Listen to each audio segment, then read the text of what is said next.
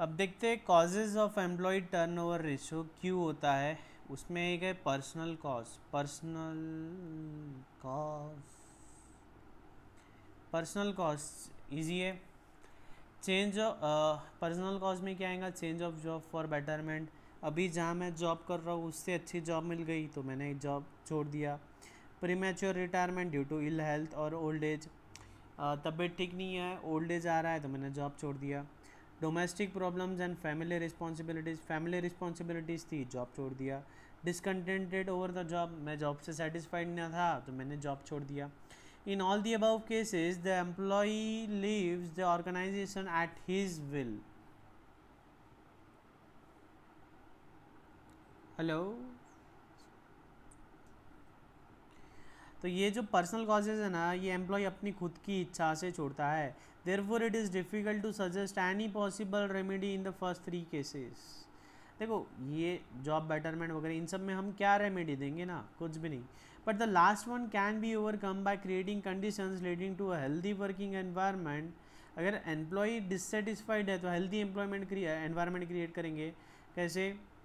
Weekly holidays देंगे, work का pressure कम करेंगे, एचआर टीम उन्हें पिकनिक पे लेके जाएगी, अच्छा जो एम्बियंस है अच्छा क्रिएट करेंगे, ज़्यादा रिस्ट्रिक्शंस नहीं लगाएंगे, कैंटीन फैसिलिटीज़ प्रोवाइड करेंगे, जिम्नेशियम प्रोवाइड करेंगे, स्नूकर का पूल देंगे, ये सारी बातें। ठीक है। अनअवॉइडेबल कॉसेज, ये कॉजेज ऐसे हैं जिन्हें हम अवॉइड नहीं कर सकते। जैसे कि सीजनल नेचर ऑफ बिजनेस, हमारा बिजनेस है क्रैकर्स का। क्रैकर्स तो सिर्फ दिवाली के टाइम ही बिकेंगे ना, क्रैकर्स तो सिर्फ दिवाली के टाइम ही बिकेंगे, तो दिवाली के पहले 5-6 महीना ही फैक्ट्री में काम रहेगा, है ना। बाकी टाइम क्या उनको फ्री में सैलरी देंगे क्या? नहीं। Shortage of raw material, power, slack market for the product. ठीक है। रॉ मटेरियल की कमी है तो भी हम क्या करें, मतलब ये सारी चीज़ें का रीजंस की वजह से क्या होगा, हम काम नहीं दे पाएंगे तो छोड़ देंगे। एक तो हम छोड़ देंगे या एम्प्लॉय खुद भी छोड़ के चल जाएगा। आपने देखना, अगर आपकी कोई दुकान है या कोई बिजनेस है और वहाँ पे कोई एम्प्लॉय है और वो एम्प्लॉय को हम काम ही नहीं दे पा रहे, उसके लिए हमारे पास कुछ काम ही नहीं है, वो सिर्फ मॉर्निंग में आता, बैठता, इवनिंग में चल जाता, एकदम नॉमिनल काम करता, तो कुछ दिनों बाद उसे खुद को ऐसा फ्रस्ट्रेटेड फील होगा कि मैं कर क्या रहा हूँ, उसे फ्रस्ट्रेटेड फील होगा और वो खुद ही जॉब छोड़ देगा। सेम आपके साथ होगा आर्टिकलशिप में। अगर अच्छी फर्म में ज्वाइन कर लिए तो बहुत अच्छा, लेकिन आपने कोई ऐसी फर्म ज्वाइन कर ली जहाँ पे कोई काम ही नहीं है या कोई न्यू काम नहीं है, तो एक ही एक काम है, अकाउंटिंग एंड अकाउंटिंग का ही काम है या ऑडिटिंग एंड ऑडिटिंग का ही काम है, तो आप क्या हो जाओगे, फ्रस्ट्रेटेड हो जाओगे, तो आप भी जॉब छोड़ दोगे। Change in the plant location, अभी तक हमारा प्लांट था अमरावती में, महाराष्ट्र में, अब हम चले गए कश्मीर। तो क्या जितने एम्प्लॉयज़ अमरावती के प्लांट में थे वो सारे एम्प्लॉयज़ कश्मीर के प्लांट में आएंगे क्या? नहीं। हर एक के लिए अपना घर छोड़ के कश्मीर आना is not possible. Disability making a worker unfit for work, हमारी फैक्ट्री में कोई एम्प्लॉय काम कर रहा था और मशीन्स का लेआउट हमारा कुछ ऐसा, और यहाँ एम्प्लॉय खड़ा होता है और उसके राइट हैंड से वो यहाँ का मशीन पे काम करता है, मतलब राइट हैंड से वो पैडल मारता है मशीन में, मैकेनिकल मशीन है, और उसका राइट हैंड मान लो फ्रैक्चर हो गया और लेफ्ट हैंड से वो मार नहीं सकता क्योंकि हमारे फैक्ट्री का लेआउट ही वैसा है। तो ऐसा आदमी हमारे कुछ काम का है क्या? नहीं, तो वो वैसे ही काम छोड़ देगा, है ना, वो वैसे ही काम छोड़ देगा। डिसिप्लिनरी मेजर्स, उसने कुछ गलत काम किया होगा। मैरिज, लड़की की शादी हो गई, वो अमरावती छोड़ के बिहार चले गई। चिंटी की शादी हो गई, वो अमरावती में जॉब कर रही थी, वो छोड़ के बिहार चले गई। अवॉइडेबल कॉजेज, ये कॉजेज ऐसे हैं जो अवॉइड कर सकते हैं, जैसे कि डिससेटिस्फेक्शन विद द जॉब। अगर एम्प्लॉय डिससेटिस्फाइड है विद द जॉब तो हम उसको पूछेंगे भैया क्यों डिससेटिस्फाइड है, रेम्यूनरेशन कम है, आवर्स ऑफ वर्क, ये सारी बातें। जैसे कि अगर वो बोलता है कि आवर्स ऑफ वर्क ज़्यादा है तो हम कुछ ना कुछ उपाय निकालेंगे, उसके लिए आवर्स ऑफ वर्क कम करेंगे। डिससेटिस्फाइड है तो हम उसको पूछेंगे क्यों डिससेटिस्फाइड है, उसमें हम काम करेंगे। वो बोलेगा सर रेम्यूनरेशन कम है, तो हम उससे बातचीत करके उसका रेम्यूनरेशन उसको जस्टिफाई करेंगे या बढ़ा के देंगे। वर्किंग कंडीशंस कम है तो उसको भाई कूलर एसी लगा के देंगे। ठीक है। Strained relationship with the management, हमारे मैनेजमेंट से या हमारे सुपीरियर से कंटिन्यूसली झगड़ा हो रहा है तो उसको हम सॉर्ट आउट कर सकते हैं। लैक ऑफ ट्रेनिंग फैसिलिटीज़, हम जिस कंपनी में काम कर रहे हैं वहाँ पे ट्रेनिंग नहीं मिल रही है, या प्रमोशनल एवेन्यूज, या प्रमोशन नहीं हो रहा है, हम जहाँ आर्टिकलशिप कर रहे हैं वहाँ सिर्फ ऑडिट पे और ऑडिट पे ही बेचता है हमारा बॉस कोऑपरेटिव सोसाइटी के, तो हमें क्या लगेगा कि यार कुछ नया सीखने नहीं मिल रहा है, तो हम क्या करेंगे, दूसरी जगह ट्रांसफ़र ले लेंगे। Lack of recreational and medical facilities, जैसे कि हमें महीने में एक बार पार्टी पे नहीं ले जा रहा है हमारा बॉस या हमारी एचआर टीम, या कोई गेम्स या कोई स्पोर्ट्स नहीं हो रहा है, किसी के बर्थडे सेलिब्रेट्स नहीं हो रहा है, तो ऐसे केस में भी हम छोड़ देंगे। लो वेजेस, पैसा कम मिल रहा है, ठीक है। अब देखेंगे एम्प्लॉई टर्नओवर का हमारे कंपनी में इफ़ेक्ट क्या है।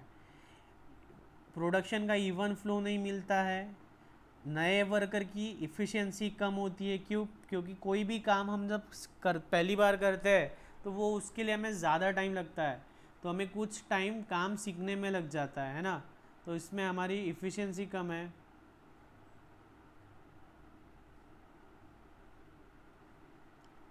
There is increase cost of training and induction, अब जूना छोड़ के गया, नया एम्प्लॉय आया तो काफ़ी समय उसे ट्रेनिंग में लग जाएगा, उसकी ट्रेनिंग में लग जाएगा। जब हम उसे ट्रेन कर रहे हैं तब का तो उसे सैलरी दे ही रहे, तो सैलरी तो जा रही है लेकिन आउटपुट कुछ नहीं मिल रहा, या मिल भी रहा है तो कम मिल रहा है या ख़राब क्वालिटी का मिल रहा है। New worker causes increase in breakage, नया एम्प्लॉई है तो वो ज़्यादा वेस्ट करेगा, ख़राब करेगा। Cost of recruiting and training, उसे सिखाने में भी तो खर्चा हो रहा है, जो लेबर उसे सिखा रहा है वो अपना टाइम निकाल के इसे सिखा रहा है, तो वो भी तो अनप्रोडक्टिव हो गया, वो भी हमारा खर्चा है। नया एम्प्लॉई हायर करना भी एक बड़ा मगजमारी है। अब जॉब इंटरव्यू शेड्यूल करो, न्यूज़पेपर में ऐड दो, इंटरव्यू शेड्यूल करो, इंटरव्यू लो, छाटो, ये सारी बातें, ठीक है। Preventive cost, cost of employ turnover की क्या क्या कॉस्ट है। Preventive cost, the cost incurred to prevent employ turnover और keep it as lowest as possible, हम चाहते हैं कि एम्प्लॉय टर्नओवर हमारा कैसा हो, कम हो। अब अगर हमारा एम्प्लॉय टर्नओवर कम करना है तो वो कैसे करेंगे, हमें उन्हें मेडिकल बेनिफिट्स देने होंगे, वेलफेयर लाइक पेंशन स्कीम वगैरह निकालनी होंगी, अदर बेनिफिट्स वगैरह, हमें उन्हें लालच देनी होंगी कि हमारे कंपनी में टिके रहो, बने रहो, ठीक है। रिप्लेसमेंट कॉस्ट, अगर एम्प्लॉय छोड़ के जाता है तो उसमें हमारी कॉस्ट लग जाएंगी, कौन सी कॉस्ट, जो एम्प्लॉय टर्नओवर कॉस्ट है वो पूरी हमारी रिप्लेसमेंट कॉस्ट है। जैसे कि नए एम्प्लॉय को ट्रेनिंग देना पड़ेगा, ट्रेनिंग दे रहे हैं तो ट्रेनिंग के लिए वो क्या नॉर्मल आवर्स के बाद में आ रहा है क्या, नहीं, उसके जो वर्किंग आवर्स है वो वर्किंग आवर्स में ही हम उसको ट्रेनिंग दे रहे हैं, तो वो टाइम पे तो वो ट्रेनिंग ले रहा है, तो आउटपुट कैसा मिलेगा, ख़राब, मतलब इफ़िशिएंट आउटपुट नहीं मिलेगा। उसे जो ट्रेनिंग दे रहा है उसकी सैलरी भी हम पे कर रहे हैं। Experience of good work, initially जब हम कुछ भी बनाते हैं, जैसे कि हम रोटी बनाते हैं, तो पहले 2-4 दिन तो हमारी रोटी गोल बनती नहीं है, तो जो गोल नहीं बनी है वो कैसी है, डिफेक्टिव है, समझ लो। Additional cost will have to be incurred on new workers, cost of recruitment लगेगा, ट्रेनिंग का लगेगा, इंडक्शन मतलब भी ट्रेनिंग होता है। एबनॉर्मल ब्रेकेज, उसे नहीं जमेगा, कभी तोड़ेगा, स्क्रैप करेगा, एक्स्ट्रा वेजेस, ये सारी खर्चे लगेंगे, ठीक है। It is obvious that a company will incur very high replacement cost if the rate of employee turnover is high. अगर एम्प्लॉय टर्नओवर ज़्यादा है तो रिप्लेसमेंट कॉस्ट ज़्यादा लगेगा। Similarly only adequate preventive cost can be kept employee turnover at a low level. Each company must therefore work out at the optimum level of employee turnover, keeping in view its personal policies and behavior of replacement cost and preventive cost. अब देखो इसमें क्या बोलता है, employee turnover कम रखना है, employee turnover कम रखने के लिए हमें ये सारी कॉस्ट इनकर करनी पड़ती है, ठीक है, ये सारी कॉस्ट इनकर करनी पड़ती है, लेकिन ये ज़रूरी नहीं कि हमें एम्प्लॉय टर्नओवर ज़ीरो करना है, क्योंकि अगर एम्प्लॉय टर्नओवर ज़ीरो करना मतलब हर एक को सेटिस्फाई करना, हर एम्प्लॉय को सेटिस्फाई करना। अब कोई एम्प्लॉय तो बोलेगा कि मैं 4 बजे आऊँगा और 6 बजे चल जाऊँगा और मुझे 1 लाख रुपये सैलरी चाहिए, ऐसा भी हो सकता है ना, तो हर एक को सेटिस्फाई करते बैठेंगे तो हमारा तो दिवाला निकल जाएगा। तो ये ज़रूरी नहीं कि हर एक को सेटिस्फाई करो, बस हमें क्या करना है, हमें ऑप्टिमम लेवल पे रखना है एम्प्लॉय टर्नओवर, एक स्टैंडर्ड एम्प्लॉय टर्नओवर निकाल लेना है कि 8% तक का एम्प्लॉय टर्नओवर हमें चलता है, इट इज़ अलावेबल। उससे ज़्यादा हो रहा है तो हमको स्टेप्स लेने, मेज़र लेने उसे कम करने के, लेकिन उतना है या उससे कम है तो कुछ फ़र्क नहीं पड़ता हमें, ठीक है। इलस्ट्रेशन 15 आप ट्राई करो, आपके लिए होमवर्क है, ये इजी है एकदम, ट्राई करो।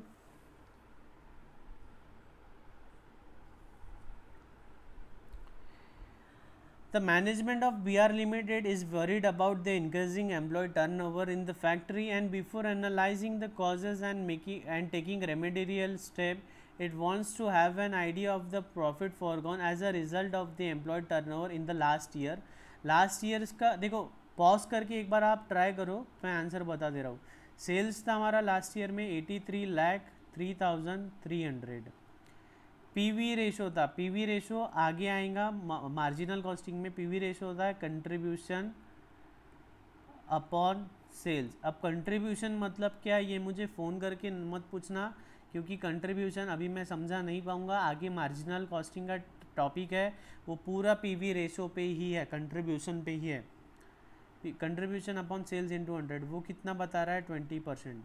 The total number of actual workers worked by the direct employee force, actual hours कितना काम किया हमने, 4,45,000 hours, ठीक है।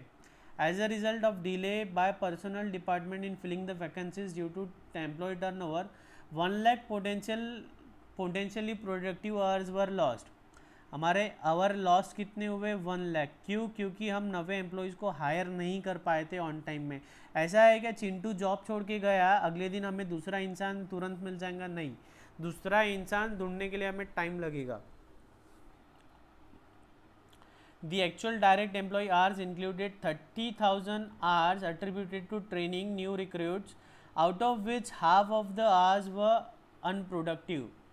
अब जूने एम्प्लॉय छोड़ के गए तो हमने नया एम्प्लॉय हायर किया, तो नया एम्प्लॉय जब हायर किया तो उसे पहले ट्रेनिंग भी देना पड़ता है।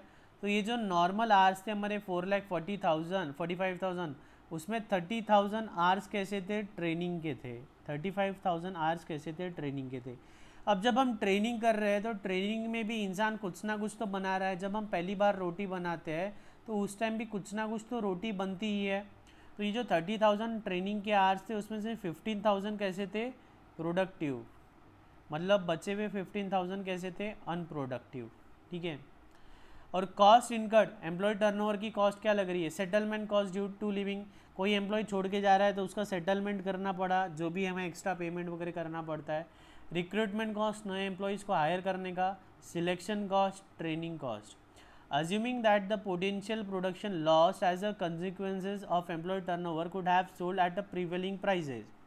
ये जो 1 लाख आवर्स का हमारा लॉस हुआ, तो ये 1 लाख आवर्स में क्या होता था, जैसे कि जो हमारा प्रीवेलिंग रेट चल रहा है, हमने इतने आवर्स में इतना प्रोडक्शन किया, वैसे ही इतने आवर्स में हम उतना प्रोडक्शन कर लेते थे जितना नॉर्मल था।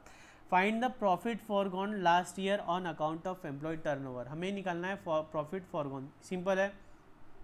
एक्चुअल आवर्स कितना काम किया हमने, 4,45,000, लेकिन इसमें से 30,000 कैसे थे, ट्रेनिंग के थे। लेकिन 30,000 में से सिर्फ 15,000 कैसे थे, अनप्रोडक्टिव, मतलब 15,000 थे प्रोडक्टिव। तो एक्चुअल हमने 4,45,000 काम किया, उसमें से अनप्रोडक्टिव जो था वो लेस कर दो, तो इफेक्टिव काम हमारा हुआ 4,30,000 आवर्स का, ठीक है। तो 4,30,000 आवर्स में हमने 4,30,000 आवर्स में हमने आउटपुट कितना दिया, 83,03,000 का हमारा सेल्स हुआ। और हमारा लॉस कितने आवर्स का हुआ, 1 लाख। तो उसमें कितना लॉस हुआ, सिंपल है, क्रॉस मल्टीप्लिकेशन। तो हम उसमें हमारा टर्नओवर का लॉस हुआ 19,31,000। अब हमें क्वेश्चन में बोला है कि प्रॉफिट फॉरगॉन निकालना है, हमें निकालना है प्रॉफिट फॉरगॉन। तो प्रॉफिट मतलब ही आप समझ लो कंट्रीब्यूशन है। आज की डेट में कंट्रीब्यूशन मतलब फॉर प्रॉफिट है, ऐसा समझ लो आप। कंट्रीब्यूशन सॉरी ऐसा है, प्रॉफिट बड़ा टर्म है, प्रॉफिट के अंदर कंट्रीब्यूशन आता है, ठीक है। प्रॉफिट के अंदर कंट्रीब्यूशन आता है, ऐसे समझो आप। तो कंट्रीब्यूशन लॉस कितना हुआ हमारा वो देखना है। पीवी रेशो कितना बताया हमारा, 20%। पीवी रेशो बताया 20%, तो 19,31,000 का 20%, मतलब इतना हमारा प्रॉफिट कम हुआ, इतना हमारा प्रॉफिट का लॉस हुआ, इतना हमारा कंट्रीब्यूशन कम मिला है, ठीक है। अब हमें निकालना है प्रॉफिट फॉरगॉन। तो उसमें से एक है हमारा कंट्रीब्यूशन, इतना हमारा सेल्स की वजह से, इतना हमारा सेल्स प्रोडक्शन कम हुआ तो इतना हमारा सेल्स कम हुआ, और इतना हमारा कंट्रीब्यूशन कम हुआ, मतलब इतना प्रॉफिट हमारा सीधा सीधा कम हुआ। बाद में जो जितनी भी कॉस्ट है वो सारी कॉस्ट, ये भी तो हमारा नुकसान ही हुआ ना, कॉस्ट बढ़ गई, मत इतनी हमारी कॉस्ट बढ़ गई, मतलब इतना हमारा प्रॉफिट कम हुआ, इतना हमारा प्रॉफिट कम हुआ। अगर एम्प्लॉय छोड़ के ही नहीं जाता था तो ये कॉस्ट हम इनकर करते थे क्या? नहीं, तो इतने से हमारा प्रॉफिट बढ़ जाता था, ठीक है। और इतने आवर्स हमारे पास एम्प्लॉय था नहीं, तो उसकी वजह से इतना हमारा कंट्रीब्यूशन, इतना हमारा सेल्स नहीं हुआ, इतना हमारा सेल्स का नुकसान हुआ, और इतना से 19,31,000 का सेल्स का नुकसान हुआ। और जब 19,31,000 का सेल्स का नुकसान हुआ तो उस पर हमारा 20% मतलब 3,86,000 का कंट्रीब्यूशन का भी नुकसान हुआ। तो टोटल प्रॉफिट फॉर ऑर्गन था हमारा 5 लाख। तो इसी के साथ मेरे दोस्तों हमारा थर्ड टॉपिक लेबर कंप्लीट होता है। सिंपल टॉपिक है, इम्पोर्टेंट टॉपिक है, आपको सॉल्व करना है। टेक केयर, बाय, अलविदा।